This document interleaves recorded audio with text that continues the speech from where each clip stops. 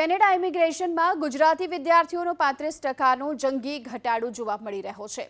International student license કર્ક્યુલિઝમવાળી private college પસંદ કરશે તો તેમને વર્ક પરમિટ નહીં મળે તેવું ટ્રુડો સરકારે જાહેર કરતાની સાથે નવા ફોરેન સ્ટુડન્ટ્સમાં જંગી રિક્રેશન આવી રહ્યા છે અને આ નિર્ણયથી સ્પાઇસ વિઝાને સીધી અસર પહોંચી છે। 24 જાન્યુઆરીએ કેનેડાએ 3.6 લાખ વિદ્યાર્થીઓની લિમિટ બાંધતા હવે ગુજરાતમાંથી કેનેડા જનારા વિદ્યાર્થીઓમાં 35%નો ઘટાડો જોવા મળ્યો।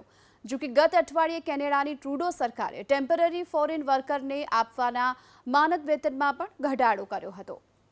કર્ક્યુલિઝમવાળી પ્રાઇવેટ કોલેજ પસંદ કરશે તો તેમને વર્ક પરમિટ નહીં મળે તેવું ટ્રુડો સરકારે જાહેર કરતાની સાથે નવા ફોરેન સ્ટુડન્ટ્સમાં જંગી રિક્રેશન આવી રહ્યા છે અને આ નિર્ણયથી સ્પાઇસ વિઝાને સીધી અસર પહોંચી છે। 24 જાન્યુઆરીએ કેનેડાએ 3.6 લાખ વિદ્યાર્થીઓની લિમિટ બાંધતા હવે ગુજરાતમાંથી કેનેડા જનારા વિદ્યાર્થીઓમાં 35%નો ઘટાડો જોવા મળ્યો। જો કે ગત અઠવાડિયે કેનેડાની ટ્રુડો સરકારે ટેમ્પરરી ફોરેન વર્કરને આપવાના માનદ વેતનમાં પણ ઘટાડો કર્યો હતો।